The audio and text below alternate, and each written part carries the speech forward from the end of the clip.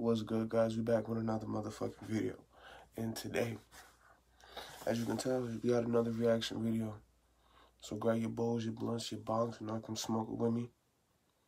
And let's watch this video. We got chilling mysteries that leave you speechless. Let's get it, know what I'm saying? Know what I'm saying? If you don't got no weed, you don't got no wax, no dad pins, no nothing, I'm sorry, man. But I ain't gonna hold you guys no longer. Let's get into this video. Hey, you know what? I'm Callan and this is Slapped Ham. Today we're looking at some eerie mysteries that have left authorities baffled.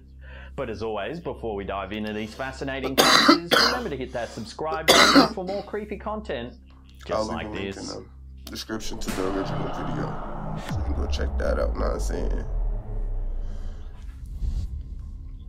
On the 5th of May 1979, calls began pouring into Birmingham, Alabama radio news and the local police department from motorists reporting a car driving around with a hand sticking out of the trunk.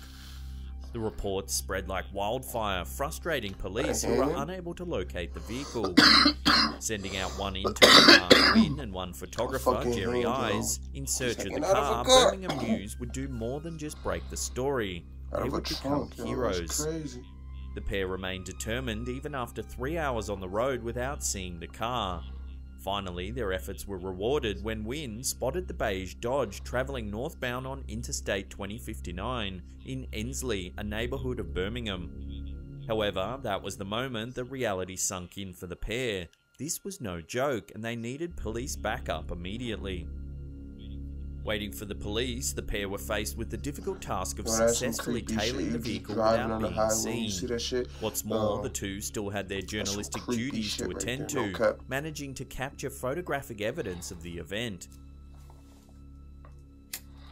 Eventually, the driver of the vehicle became aware of the news reporter's presence. However, the reporters continued to tail the car as it was finally met with a Birmingham police convoy. When rescued, it was revealed that Gary Collier had spent 14 hours in the back of the trunk, after being stabbed, beaten and robbed. Trying desperately not to pass out from the carbon monoxide emitted from the vehicle's exhaust, he overheard two men discussing how they planned to finish him off. Luckily, Collier was able to get the attention of passing motorists by waving his fingers through a gap in the trunk. That gap saved his While life. the story that ultimately had a happy ending, it could have been a far more sinister one. The chilling mystery is really where the men were planning to take Collier. Right. If it wasn't for the unwavering and undaunted moral and journalistic integrity of Wynn and Ayres, the hand in the trunk mystery might have turned out very differently. Thanks.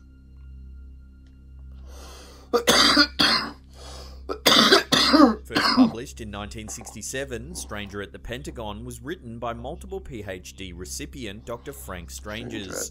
Many believe that it is, in fact, a true account of an alien being from Venus named Valiant Thor, who acted as an advisor to the US government during the 1950s and 60s. That's crazy.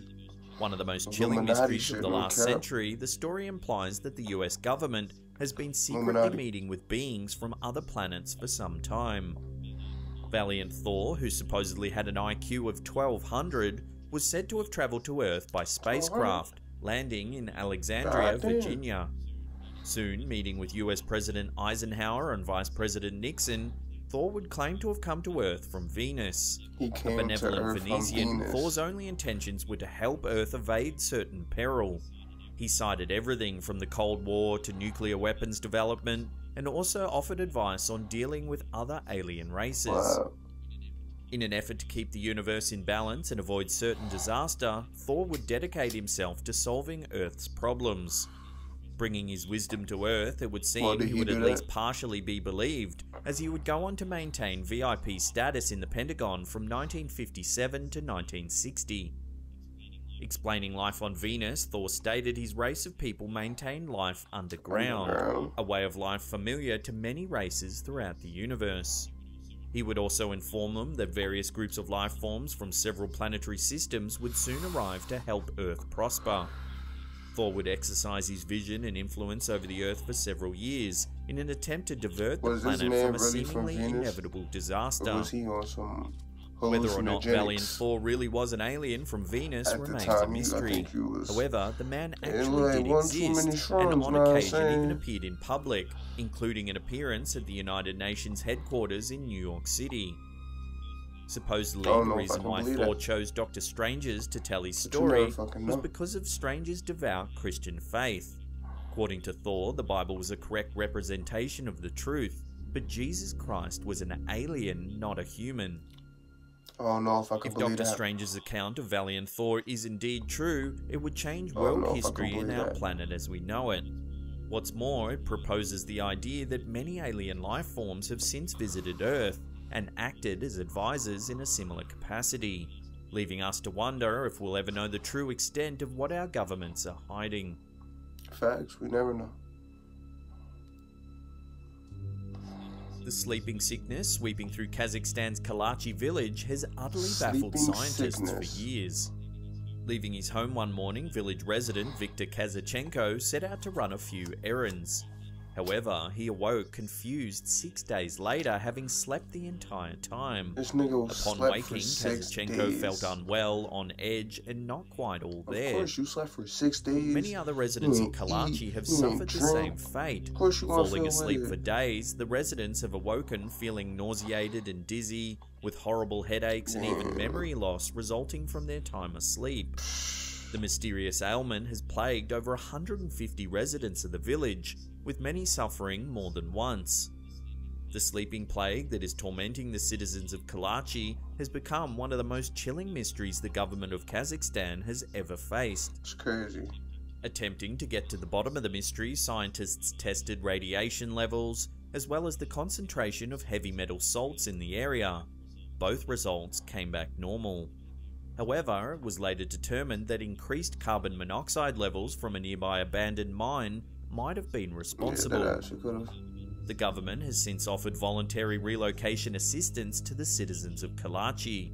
However, not all residents are so quick to leave their lifelong homes behind, finding themselves unsure if they'll once again be struck down by this mysterious affliction. That's what I'm saying. Like, I don't got the fuck about it. I don't give a fuck.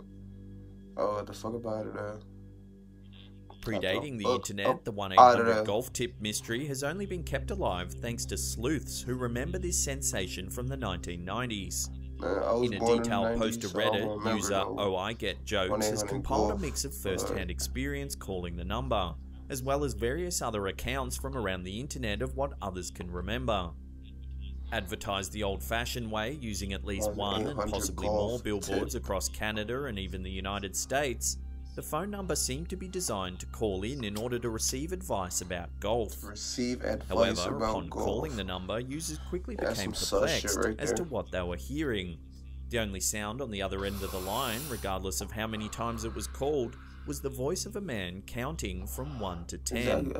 The heavily accented voice would repeat the numbers over and over again until a loud siren could be heard after the third or fourth time. The mystery surrounding this phone number has had people talking about it for years. As further explained in a video posted to YouTube by channel Barely Sociable, a website named 1800golftip.com has appeared as a dedicated space for those who relate their experiences with the mysterious number. Several sources cite as a distinct variation in the placement of a notable pause between the numbers, seemingly impossible for a pre-recorded line. For so many people to have the same area of recording, except for the variances in timing, only serves to deepen the mystery. Some have speculated that the number might have originally been set up by the government as a way to test mind control techniques. In fact, some worry the effects of the recordings have outlived the now-defunct phone number, perhaps brainwashing thousands. Further research into the number proves its history is complicated and convoluted, with the number now redirecting to a phone sex hotline. It's unclear what exactly happened to the original owner of the number or what their intention was. However, the phone number's legacy has far outlived itself, proving a mystery to online audiences affected by it even decades later. For more information about the 1-800-GOLF-TIP number, check out Barely Sociable's video on YouTube. I'll put a link in the description box below. I'm gonna pass on that one. Next. Before we get to that #1 spot and take a look at a secret KGB text alleging the existence of aliens, remember to hit that subscribe button and tickle the bell icon. That way you'll be in the loop about all our mysterious and fascinating content. Hit that little bell thing, I say you heard him. I ain't had to say, he said it for me. Said to reveal chilling mysteries and long-kept government secrets, the Book of Alien Races has marketed itself as a supposed treasure trove of secret Russian KGB information.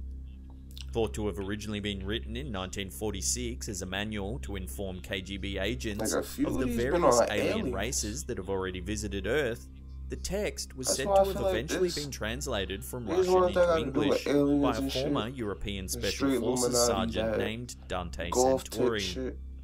Collecting first-hand accounts of long-covered-up alien encounters as well as Russian documents guarded by the KGB, this book is full of information. While skeptics doubt the authenticity of several of the events detailed in the book, many seem consistent with those historically recounted in several American and European UFO sightings. The book chronicles Russia's relationship with aliens over time, detailing Russia's attempt to create their own spacecraft, as well as their communications with various alien races over the years. It also acts as a guide for the human understanding of alien life forms, recounting their possible intentions regarding the human race, some of which are not positive.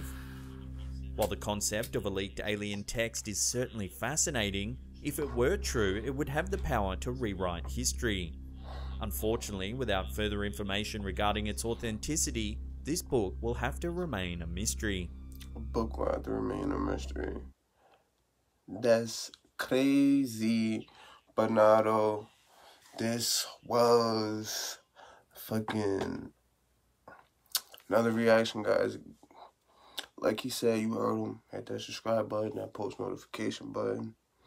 You know, I'll be back at it with another video. Till then, guys, have a good one. I'll see you.